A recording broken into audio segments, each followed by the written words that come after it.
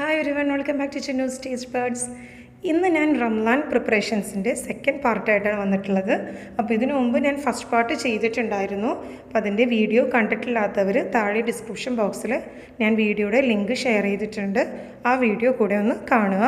അപ്പോൾ ഇന്ന് ഞാൻ ഇവിടെ റംലാൻ പ്രിപ്പറേഷൻസിൻ്റെ സെക്കൻഡ് പാർട്ടായിട്ട് രണ്ട് തരം ഫില്ലിങ്, അതായത് ഒന്ന് വെജ് ഫില്ലിങ്ങും ഒന്ന് നോൺ വെജ് ഫില്ലിങ്ങുമാണ് ആദ്യം കാണിക്കുന്നത്. അപ്പോൾ നമുക്ക് ഇതിങ്ങനെ ചെയ്തു വെക്കുകയാണെങ്കിൽ റംലാന് നോമ്പ് പിടിച്ച് പറഞ്ഞിട്ട് എല്ലാം കൂടെ ഒരുമിച്ച് ചെയ്യേണ്ട ആവശ്യമില്ല. ഇത് നമുക്ക് നേരത്തെ തന്നെ ചെയ്തു വെച്ചാൽ ആവശ്യമനുസരിച്ച് നമുക്ക് ഫ്രൈ ചെയ്യാൻ എടുക്കാവുന്നതാണ്. അപ്പോൾ അതിനുവേണ്ടി നമുക്ക് ആദ്യം ബീഫ് ഫില്ലിങ് തയ്യാറാക്കാം. അപ്പോൾ ബീഫ് ഫില്ലിങ്ങിന് വേണ്ടി ഞാനിവിടെ 1/2 കിലോ ബീഫാണ് എടുത്തിട്ടുള്ളത്. ബീഫ് നമുക്ക് ആദ്യമേ ഒന്ന് വേവിച്ചെടുക്കണം. അതിനുവേണ്ടി ഒരു 1/2 കിലോ ബീഫിലേക്ക് 1/4 ടീസ്പൂൺ മഞ്ഞൾപ്പൊടി ചേർത്ത് കൊടുക്കാം. പിന്നെ ഒരു 1/2 ടീസ്പൂൺ 1/4 കപ്പ് വെള്ളം കൂടി ഒഴിച്ചു കൊടുക്കാം ഇതിലേക്ക്. എന്നിട്ട് ആവശ്യത്തിനുള്ള ഉപ്പും കൂടെ ചേർത്ത് ഇതൊന്ന് മൂടി വെച്ച് നമുക്ക് വേവിച്ചെടുക്കാം. അപ്പോൾ ഇതിങ്ങനെ ബീഫ് വേവിച്ച് വെച്ചാൽ നമുക്ക് ഫ്രിഡ്ജിൽ സൂക്ഷിക്കുകയാണെങ്കിൽ നമുക്ക് മസാലയുടെയൊക്കെ ആവശ്യമനുസരിച്ച് എടുക്കാവുന്നതാണ്. അപ്പോൾ കുറച്ച് അധികമാണെങ്കിലും എടുത്ത് ഫ്രിഡ്ജിൽ സൂക്ഷിക്കാവുന്നതാണ് വേവിച്ച് വെക്കുകയാണെങ്കിൽ. ഇനി ഇതൊന്ന് മൂടി വെച്ച് നമുക്ക് വേവിച്ചെടുക്കണം. അപ്പോൾ ഇതൊരു 3-4 വിസിൽ വരെ ഒന്ന് വേവിച്ചെടുക്കാം. ഈ ഒരു പാകത്തിന് വേവിച്ചെടുക്കണം. ഇനി നമുക്കൊരു മിക്സിയുടെ ജാറിലിട്ടൊന്ന് ക്രഷ് ചെയ്തെടുക്കാം. ഈ ഒരു പാകത്തിന് ഒന്ന് ക്രഷ് ചെയ്തെടുക്കുക. എന്നിട്ട് ഇതൊരു കണ്ടെയ്നറിലാക്കി സൂക്ഷിച്ച് വെക്കുകയാണെങ്കിൽ നമുക്ക് ഏത് ഫില്ലിങ്ങിനാണെങ്കിലും മസാലയൊക്കെ വഴറ്റിയതിന് ശേഷം ഈ ബീഫ് ചേർക്കാവുന്നതാണ്. പിന്നെ നമുക്ക് ഫില്ലിങ് തയ്യാറാക്കുന്നതിന് വേണ്ടി ഒരു പാനിലേക്ക് 2 ടേബിൾ സ്പൂൺ വെളിച്ചെണ്ണ ഒഴിച്ചു കൊടുക്കാം. വെളിച്ചെണ്ണ നന്നായിട്ടൊന്ന് ചൂടായതിന് ശേഷം അതിലേക്കൊരു 3 സവാള ചെറുതായി അരിഞ്ഞത് ചേർത്ത് കൊടുക്കാം.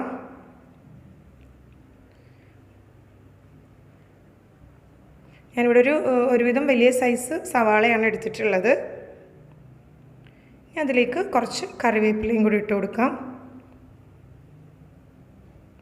പിന്നെ ഒരു 3 പച്ചമുളക് ചെറുതായി അരിഞ്ഞതും കൂടി ഇതിലേക്ക് ഇട്ട് കൊടുക്കാം. പിന്നെ ഒരു 1/4 ടേബിൾ സ്പൂൺ ജിഞ്ചർ ഗാർലിക് പേസ്റ്റും കൂടെ ചേർത്ത് കൊടുക്കാം. അപ്പോൾ ജിഞ്ചർ ഗാർലിക് പേസ്റ്റൊക്കെ എങ്ങനെയാണ് തയ്യാറാക്കുന്നതെന്നുള്ളത് ഞാൻ ഇതിനു മുമ്പുള്ള വീഡിയോ ഷെയർ ചെയ്തിട്ടുണ്ട്. അപ്പോൾ ഇതിന് നന്നായിട്ടൊന്ന് വഴറ്റിയെടുക്കണം. പെട്ടെന്ന് വഴന്ന് കിട്ടാൻ വേണ്ടി ഇതിലേക്കൊരു 1/2 ടീസ്പൂൺ ഉപ്പും കൂടെ ചേർത്ത് കൊടുക്കാം. നമുക്ക് സവാളയൊക്കെ പെട്ടെന്ന് തന്നെ വഴറ്റിയെടുക്കാവുന്നതാണ്. ഈ ഒരു പാകത്തിന് നമ്മുടെ സവാള വഴന്ന് കിട്ടണം. ഇപ്പോൾ നിറമൊക്കെ മാറി വന്നിട്ടുണ്ട്. സവാളയ്ക്ക് നന്നായിട്ട് വഴന്ന് വന്നിട്ടുണ്ട്. ഇനി ഇതിലേക്ക് മസാലപ്പൊടികൾ ചേർത്ത് കൊടുക്കാം. പിന്നെ ഞാനിവിടെ 1/2 teaspoon garam masala powder, 1/2 teaspoon കുരുമുളക് പൊടി, പിന്നെ ഒരു 1/4 ടീസ്പൂൺ മഞ്ഞൾപ്പൊടി ചേർത്ത് കൊടുക്കാം. നമ്മൾ നേരത്തെ ഇറച്ചി വേവിച്ചപ്പോഴും മഞ്ഞൾപ്പൊടിയും കുരുമുളകും ചേർത്തിട്ടുള്ളതാണ്. ഇതിനി ഒന്ന് വഴറ്റിയെടുക്കണം. ഒന്ന് വഴന്ന് വന്നതിന് ശേഷം നമുക്കിതിലേക്ക് മുളക് പൊടി ചേർത്ത് കൊടുക്കാം. മുളക് പൊടി ചേർക്കുമ്പോൾ ഫ്ലെയിം ലോ ആക്കിയിട്ട് വേണം ചേർക്കാനായിട്ട്. ഞാനിവിടെ 1 ടീസ്പൂൺ കാശ്മീരി ചില്ലി പൗഡറാണ് ചേർക്കുന്നത്. അതും കൂടെ ചേർത്ത് നന്നായിട്ടൊന്ന് മിക്സ് ചെയ്തെടുക്കാം. ആവശ്യമെങ്കിൽ കുറച്ചുകൂടെ എണ്ണ ഒഴിച്ചു കൊടുക്കാവുന്നതാണ്. പിന്നെ എരിവാണെങ്കിൽ നിങ്ങളുടെ ഇഷ്ടമനുസരിച്ച് ചേർക്കാം. ഇനി ഇതിലേക്ക് നമ്മൾ വേവിച്ച് മിക്സിയിൽ ഒന്ന് ക്രഷ് ചെയ്തെടുത്തിട്ടുള്ള ബീഫ് പീസസും കൂടെ ഇതിലേക്ക് ചേർത്ത് നന്നായിട്ടൊന്ന് ഇളക്കി യോജിപ്പിച്ചെടുക്കാം. ബീഫ് ഞാനിവിടെ മുഴുവൻ ഇതിലേക്ക് ചേർത്തിട്ടില്ല. അപ്പോൾ കുറച്ചെടുത്തിട്ട് ബാക്കി നമുക്ക് ഫ്രിഡ്ജിൽ സൂക്ഷിക്കാവുന്നതാണ്. അപ്പോൾ ഇതേപോലെ എന്തെങ്കിലും മസാല തയ്യാറാക്കിയിട്ട് നമുക്ക് ബീഫ് പീസസ് ചേർക്കാവുന്നതാണ്. അപ്പോൾ മസാല റെഡിയായി വന്നിട്ടുണ്ട്. ഇനി ഇതിലേക്ക് 2 പൊട്ടാറ്റോ നന്നായിട്ടൊന്ന് പുഴുങ്ങിയതിന് ശേഷം ഒന്ന് ഉടച്ചെടുത്തിട്ടുള്ളതാണ്. അതും കൂടെ ചേർത്ത് കൊടുക്കാം. ഇനി നിങ്ങളിപ്പോൾ സമൂസ ഫില്ലിങ്ങിനാണെങ്കിൽ ഇത്രയും പൊട്ടാറ്റോ ചേർക്കേണ്ട ആവശ്യമില്ല. ഞാനിവിടെ കട്ട്ലറ്റിന് വേണ്ടിയാണ് ഇപ്പോൾ ഇത്രയും പൊട്ടാറ്റോ ചേർത്തിട്ടുള്ളത്. അപ്പോൾ പൊട്ടാറ്റോ ഒക്കെ നിങ്ങളുടെ ഇഷ്ടമനുസരിച്ച് ചേർക്കാവുന്നതാണ്. ഇനി ചേർത്തില്ലെങ്കിലും കുഴപ്പമൊന്നുമില്ല. സമൂസ ഉണ്ടാക്കാനാണെങ്കിൽ പൊട്ടാറ്റോ ചേർത്തില്ലെങ്കിലും കുഴപ്പമില്ല.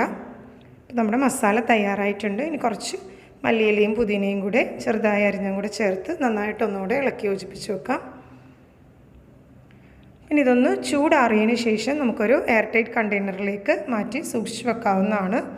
അപ്പോൾ ഇത് ഫ്രിഡ്ജിൽ വെക്കുകയാണെങ്കിൽ പെട്ടെന്ന് തന്നെ നമുക്ക് പലഹാരങ്ങൾ ഉണ്ടാക്കുമ്പോൾ പെട്ടെന്ന് തന്നെ തയ്യാറാക്കി എടുക്കാവുന്നതാണ്. ഇനി അടുത്തതായിട്ട് നമുക്ക് വെജ് ഫില്ലിംഗ് തയ്യാറാക്കാൻ വേണ്ടി ഞാനിവിടെ സോയ ചങ്ക്സാണ് എടുത്തിട്ടുള്ളത്. അപ്പോൾ സോയ ചങ്ക്സ് ആദ്യമേ നന്നായിട്ടൊന്ന് കഴുകിയെടുക്കണം. ഇതിൽ നല്ല പൊടിയും അഴുക്കൊക്കെ ഉണ്ടാവും. അപ്പോൾ നന്നായിട്ടൊന്ന് കഴുകിയെടുത്തതിന് ശേഷം കുറച്ച് വെള്ളമൊഴിച്ച് അരമണിക്കൂർ വരെ ഇതൊന്ന് സോക്ക് ചെയ്യാൻ വേണ്ടി മാറ്റി വെക്കണം. ആവശ്യത്തിനുള്ള വെള്ളമൊഴിച്ച് ഇത് സോക്ക് ചെയ്യാൻ വേണ്ടി മാറ്റി വെക്കാം. കുറഞ്ഞത് അരമണിക്കൂറെങ്കിലും എടുത്ത് വെക്കേണ്ടതാണ്. ഇപ്പോൾ അരമണിക്കൂർ കഴിഞ്ഞു. സോയ ചങ്ക്സൊക്കെ നന്നായിട്ട് സോക്കായി വന്നിട്ടുണ്ട്. ഇനി ഇത് ഓരോന്ന് പിഴിഞ്ഞെടുത്തതിന് ശേഷം ആ വെള്ളം എല്ലാം പിഴിഞ്ഞ് കളഞ്ഞതിന് ശേഷം മിക്സിയുടെ ജാറിലേക്ക് ഇട്ട് കൊടുക്കുക. എന്നിട്ട് ഇതൊന്ന് ക്രഷ് ചെയ്തെടുക്കാം. അപ്പോൾ ഞാനിതെല്ലാം പിഴിഞ്ഞ് വെച്ചിട്ടുണ്ട്. ഇനി ഇതൊന്ന് ക്രഷ് ചെയ്തെടുക്കണം. ഇനി നമുക്ക് അതിന് വേണ്ട മസാല തയ്യാറാക്കാം. ഇപ്പോൾ ഒരു ചീനിച്ചട്ടി നന്നായിട്ടൊന്ന് ചൂടായതിന് ശേഷം അതിലേക്ക് 2 ടേബിൾ സ്പൂൺ വെളിച്ചെണ്ണ ഒഴിച്ചു കൊടുക്കാം. ചൂടായ വെളിച്ചെണ്ണയിലേക്ക് ഒരു 1/4 table spoon ginger garlic paste ചേർത്ത് കൊടുക്കാം. അപ്പോൾ ജിഞ്ചർ ഗാർലിക് പേസ്റ്റ് ഇട്ടതിന് ശേഷം അതൊന്ന് നന്നായിട്ടൊന്ന് ആ എണ്ണയിലൊന്ന് വഴറ്റിയെടുക്കണം. ആ ഒരു ഇഞ്ചിയുടെയും വെളുത്തുള്ളിയുടെയൊക്കെ ആ ഒരു കുത്തൊന്ന് മാറാൻ വേണ്ടിയാണ് ഇങ്ങനെ ചെയ്യുന്നത്. ഇനി ഇതിലേക്ക് പച്ചമുളക് ചെറുതായി അരിഞ്ഞതും കൂടെ ചേർത്ത് കൊടുക്കാം. ഞാനിവിടെ ഒരു 3 പച്ചമുളക് ചെറുതായി അരിഞ്ഞതും 2 സവാള ചെറുതായി അരിഞ്ഞതും കൂടെ ചേർത്ത് കൊടുക്കുന്നുണ്ട്. സവാള ഒരുവിധം വലിയ സവാളയാണ് എടുത്തിട്ടുള്ളത്. ഇനി അതിലേക്ക് നമ്മൾ ക്രഷ് ചെയ്ത് വെച്ചിട്ടുള്ള സോയ ചങ്ക്സും കൂടെ ചേർത്ത് കൊടുക്കാം. അപ്പോൾ സോയ ചങ്ക്സ് കുറച്ച് നമ്മൾ വേവിച്ചിട്ടില്ല. അപ്പോൾ അതുകൊണ്ട് തന്നെ ഇതാദ്യമേ സവാളയുടെ കൂടെ ചേർത്ത് ഇത് നന്നായിട്ടൊന്ന് വേവിച്ചെടുക്കണം. അപ്പോൾ ഈ മസാലയിൽ കിടന്ന് നന്നായിട്ടൊന്ന് വെന്ത് കിട്ടിക്കോളും. ഇതിലേക്ക് ആവശ്യത്തിനുള്ള ഉപ്പും കൂടി ചേർത്ത് കൊടുക്കാം. പിന്നെ ഒരു 1/4 ടീസ്പൂൺ മഞ്ഞൾപ്പൊടിയും കൂടി ചേർത്ത് നന്നായിട്ട് ഒന്നുകൂടെ ഒന്ന് യോജിപ്പിച്ചതിന് ശേഷം നമുക്കിതൊന്ന് മൂടി വെച്ച് വേവിച്ചെടുക്കാം. എരിവിന് ആവശ്യത്തിന് ഞാനിവിടെ 1 ടീസ്പൂൺ കുരുമുളക് പൊടിയാണ് ചേർത്തിട്ടുള്ളത്. അപ്പോൾ എരിവ് നിങ്ങൾക്ക് കൂടുതൽ വേണമെന്നുണ്ടെങ്കിൽ കുരുമുളക് പൊടിയുടെ അളവ് കൂട്ടാം. പിന്നെ ഒരു 1/2 ടീസ്പൂൺ ഗരം മസാല പൊടിയും കൂടെ ചേർത്ത് കൊടുക്കാം. എന്നിട്ടിത് നന്നായിട്ടൊന്ന് മിക്സ് ചെയ്തതിന് ശേഷം മൂടി വെച്ച് വേവിച്ചെടുക്കാം.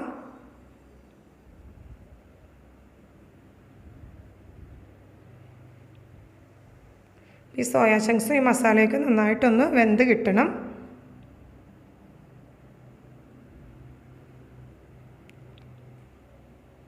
ഇപ്പോൾ നമ്മുടെ മസാല റെഡി ആയിട്ടുണ്ട്. ഇനി ഇതിലേക്ക് കുറച്ച് ക്യാബേജ് സ്ലൈസ് ചെയ്തതും കുറച്ച് ക്യാരറ്റും കൂടെ ചേർത്ത് കൊടുക്കാം. ഇപ്പോൾ വെജിറ്റബിൾസ് നിങ്ങൾക്ക് ഇഷ്ടമുള്ള ഏതാണെന്ന് വെച്ചാൽ ഇതിലേക്ക് ചേർക്കാവുന്നതാണ്. പിന്നെ കുറച്ച് ഗ്രീൻ പീസ് വേവിച്ചതും കൂടി ഇടുകയാണെങ്കിൽ ഒന്നുകൂടെ നല്ലതായിരിക്കുള്ളൂ. ബീൻസ് ചെറുതായി അരിഞ്ഞാണെങ്കിലും യൂസ് ചെയ്യാവുന്നതാണ്. ഇതൊന്നുകൂടെ നന്നായിട്ടൊന്ന് എല്ലാ ഭാഗത്തേക്കും ഒന്ന് മിക്സ് ചെയ്തതിന് ശേഷം ഒരു 2 മിനിറ്റ് വരെ ഒന്ന് മൂടി വെച്ച് ഒന്ന് വേവിച്ചെടുക്കാം. ഈ ക്യാരറ്റും ക്യാബേജും ഒന്ന് വെന്ത് കിട്ടുന്ന പാകത്തിന്. ഇപ്പോൾ നമ്മുടെ മസാല തയ്യാറായി കഴിഞ്ഞു. ഇനി ഇതിലേക്ക് 2 പൊട്ടാറ്റോ നന്നായിട്ട് പുഴുങ്ങി ഉടച്ചെടുത്തതും കൂടെ ഇതിലേക്ക് ചേർത്ത് കൊടുക്കാം. പൊട്ടാറ്റോ നന്നായിട്ട് വേവിച്ചെടുത്തിട്ടുള്ളതാണ്. അപ്പോൾ ഒന്നുകൂടെ നന്നായിട്ടൊന്ന് ഇളക്കി യോജിപ്പിച്ച് കൊടുക്കുക. അപ്പോൾ നമ്മുടെ മസാല നല്ല പാകത്തിനായി വന്നിട്ടുണ്ട്. ഉപ്പ് ആവശ്യമെങ്കിൽ കുറച്ചുകൂടെ ഉപ്പ് ഇതിലേക്ക് ചേർത്ത് കൊടുക്കാവുന്നതാണ്. ഞാൻ ഉപ്പ് കുറഞ്ഞു പോയത് കാരണം വീണ്ടും കുറച്ചുകൂടെ ഉപ്പ് ചേർത്തിട്ടുണ്ട്. ഇനി ഇതിലേക്ക് കുറച്ച് മല്ലിയിലയും പുതിനയിലയും കൂടെ ഇട്ട് നന്നായിട്ട് ഒന്നുകൂടെ ഒന്ന് ഇളക്കി യോജിപ്പിച്ചെടുക്കാം. അപ്പോൾ നമ്മുടെ വെജിറ്റബിൾ ഫില്ലിങ്ങും തയ്യാറായി കഴിഞ്ഞു. അപ്പോൾ ഇതുപോലെയൊക്കെ ഫില്ലിങ് തയ്യാറാക്കി വെക്കുകയാണെങ്കിൽ നമുക്ക് നോമ്പിന് പണികളൊക്കെ വേഗം തന്നെ തീരുന്നതായിരിക്കും. അപ്പോൾ നേരത്തെ തന്നെ ഫില്ലിങ് തയ്യാറാക്കി വെച്ചാൽ നമുക്ക് പെട്ടെന്ന് തന്നെ സമൂസയാണെങ്കിലും കട്ട്ലറ്റിനോ അല്ലെങ്കിൽ ബണ്ണ് നിറച്ചത് എന്ത് റെസിപ്പി ആണെങ്കിലും പെട്ടെന്ന് തന്നെ ചെയ്തെടുക്കാവുന്നതാണ്. അപ്പോൾ ഇത് നന്നായിട്ടൊന്ന് ചൂടാറിയതിന് ശേഷം എയർ ടൈറ്റ് കണ്ടെയ്നറിലാക്കി മൂടി വെച്ച് ഫ്രിഡ്ജിൽ സൂക്ഷിക്കാവുന്നതാണ്. ആവശ്യമനുസരിച്ച് എടുത്തിട്ട് ബാക്കിയുള്ളത് വീണ്ടും നമുക്ക് ഫ്രിഡ്ജിൽ എടുത്ത് വെക്കാം. അപ്പോൾ നമ്മുടെ 2 മസാലയും 2 ഫില്ലിങ്ങും തയ്യാറായി കഴിഞ്ഞു, വെജും നോൺ വെജും. ഇനി അടുത്തതായിട്ട് ഞാൻ അത്താഴത്തിന് കഴിക്കാൻ പറ്റിയ ഒരു റെസിപ്പിയാണ് കാണിക്കുന്നത്. ഞാനിവിടെ ഉണക്കച്ചെമ്മീനാണ് എടുത്തിട്ടുള്ളത്. അപ്പോൾ അത്താഴത്തിന് മിക്കവരും ചോറ് തിന്നുന്നവരൊക്കെ ഉണ്ടാവും. അപ്പോൾ അവർക്ക് വേണ്ടിയുള്ള ഒരു റെസിപ്പിയാണിത്. അപ്പോൾ ഉണക്കച്ചെമ്മീൻ നന്നായിട്ടൊന്ന് കഴുകിയെടുക്കുക. അപ്പോൾ കഴുകുമ്പോൾ ഞാനെപ്പോഴും ഉണക്കച്ചെമ്മീൻ കഴുകാൻ നേരത്ത് കുറച്ച് ഉപ്പും കൂടെ ചേർത്തിട്ടാണ് കഴുകാറുള്ളത്. അപ്പോൾ കുറച്ച് ഉപ്പും കൂടെ ചേർത്ത് വെള്ളമൊഴിച്ച് നന്നായിട്ട് ഒന്ന് കഴുകിയെടുക്കുക. ഇതിൻ്റെ വെള്ളമൊക്കെ ഒന്ന് പിഴിഞ്ഞ് മാറ്റിയതിന് ശേഷം ഒരു പാൻ ചൂടാക്കിയതിന് ശേഷം അതിലേക്ക് ഈ ഉണക്കച്ചെമ്മീൻ ഇട്ട് കൊടുത്ത് വെള്ളം ഒന്ന് വറ്റുന്നവരെ ഒന്ന് വറുത്തെടുക്കണം. അപ്പോൾ ഈ ഉണക്കച്ചെമ്മീനിൽ വെള്ളം നമ്മൾ കഴുകിയെടുക്കുമ്പോൾ നനവുണ്ടാവും. നനവൊന്ന് പോയി കിട്ടാൻ വേണ്ടിയാണ് ഇങ്ങനെ ഡ്രൈ ചെയ്യുന്നത്. ഇപ്പോൾ ഒരു ചീനച്ചട്ടിയിലിട്ട് ഒന്ന് വറുത്തെടുക്കണം. അപ്പോൾ ഈ ഒരു പാകത്തിന് നമ്മൾ എണ്ണയൊന്നും ഒഴിക്കേണ്ട ആവശ്യമില്ല. ആ വെള്ളം ഒന്ന് വറ്റാൻ വേണ്ടി വറുത്തെടുക്കണം. അപ്പോൾ നമ്മുടെ ഉണക്കച്ചെമ്മീൻ വെള്ളമൊക്കെ വറ്റി വന്നിട്ടുണ്ട്. ഇപ്പോൾ തന്നെ നിറമൊക്കെ മാറി വന്നിട്ടുണ്ട്. അപ്പോൾ ഈ ഒരു പാകത്തിന് ഒന്ന് വറുത്തെടുക്കുക. എന്നിട്ട് ഇനി നമുക്കൊരു ചീനച്ചട്ടി ഒന്ന് ചൂടായതിന് ശേഷം അതിലേക്ക് 2 ടേബിൾ സ്പൂൺ വെളിച്ചെണ്ണ ഒഴിച്ചു കൊടുക്കാം. വെളിച്ചെണ്ണ ചൂടായതിന് ശേഷം അതിലേക്ക് ഈ ഉണക്കച്ചെമ്മീൻ ഇട്ട് നന്നായിട്ടൊന്ന് ഫ്രൈ ചെയ്തെടുക്കണം. ഇപ്പോൾ ഉണക്കച്ചെമ്മീൻ്റെ വെള്ളമെല്ലാം നന്നായിട്ട് വറ്റി വന്നിട്ടുണ്ട്. അപ്പോൾ അതുകൊണ്ട് തന്നെ നമുക്ക് നന്നായിട്ട് പെട്ടെന്ന് തന്നെ ഫ്രൈ ചെയ്ത് എടുക്കാവുന്നതുമാണ്. ഈ ഒരു ഉണക്കച്ചെമ്മീൻ ഉണ്ടെങ്കിൽ കുട്ടികൾക്കാണെങ്കിലും ഇടത്തായം കഴിക്കാൻ മടിയൊന്നും കൂടാതെ പിള്ളേർ കഴിച്ചോളും. ഈ ഒരു പാകത്തിന് ഉണക്കച്ചെമ്മീൻ ഫ്രൈ ചെയ്തെടുക്കണം. എന്നിട്ട് ഇതിന് നമുക്കൊരു പാത്രത്തിലേക്ക് മാറ്റി വെക്കാം.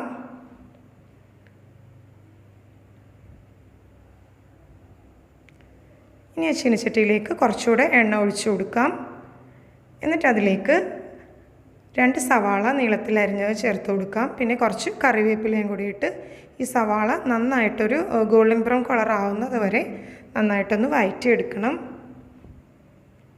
അപ്പോൾ ഈ ഇടയത്തായത്തിനാണെങ്കിലും ഇത് നേരത്തെ തയ്യാറാക്കി കുപ്പിയിൽ സൂക്ഷിക്കുകയാണെങ്കിൽ നമുക്ക് 1 മാസം വരെയാണെങ്കിലും നിന്നോളും. കുറച്ചധികം എടുത്ത് റെഡിയാക്കി വെച്ചാൽ മതി.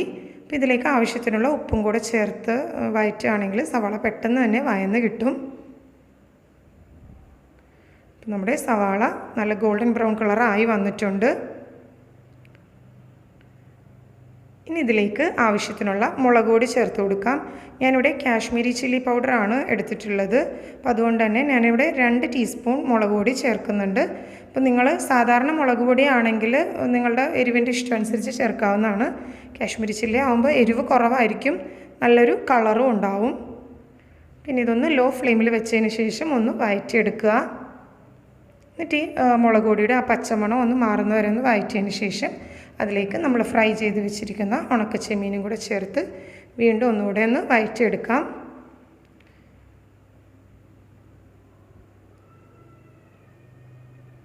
നമ്മുടെ ഉണക്കച്ചെമ്മീൻ ഫ്രൈയും തയ്യാറായിട്ടുണ്ട്. നമ്മുടെ ഇന്നത്തെ 3 റെസിപ്പിയും എല്ലാവർക്കും ഇഷ്ടപ്പെട്ടുണ്ടാവുമെന്ന് വിചാരിക്കുന്നു. അപ്പോൾ ഇത് ഈ ഉണക്കച്ചെമ്മീനും ഇതേപോലെ ഒരു എയർടൈറ്റ് കണ്ടെയ്നറിലാക്കി ഫ്രിഡ്ജിൽ സൂക്ഷിക്കാവുന്നതാണ് ചൂടാറിയതിന് ശേഷം. അപ്പോൾ ഇതൊക്കെ നേരത്തെ തന്നെ ചെയ്തു വെക്കുകയാണെങ്കിൽ റംളാന് നോമ്പിൻ്റെ സമയത്ത് നമുക്ക് പണിയൊക്കെ പെട്ടെന്ന് തന്നെ കഴിയുന്നതാണ്. അപ്പോൾ എല്ലാവരും ഒന്ന് ട്രൈ ചെയ്ത് നോക്കണം. അപ്പോൾ ഞാൻ ഇതിനു മുമ്പ് ഷെയർ ചെയ്തിട്ടുള്ള റംളാൻ പ്രിപ്പറേഷൻസിൻ്റെ ഫസ്റ്റ് പാർട്ടും കൂടെ കാണാൻ ശ്രദ്ധിക്കുക. അപ്പോൾ ഇത് നിങ്ങൾക്ക് യൂസ്ഫുൾ ആണെന്ന് തോന്നുന്നുണ്ടെങ്കിൽ മറ്റുള്ളവർക്ക് കൂടെ ഷെയർ ചെയ്യുക. റെസിപ്പി ഇഷ്ടമായെങ്കിൽ ലൈക്ക് ചെയ്യുക. കൂടുതൽ വീഡിയോസിന് വേണ്ടി ചാനൽ സബ്സ്ക്രൈബ് ചെയ്യുക. Thanks for watching my channel.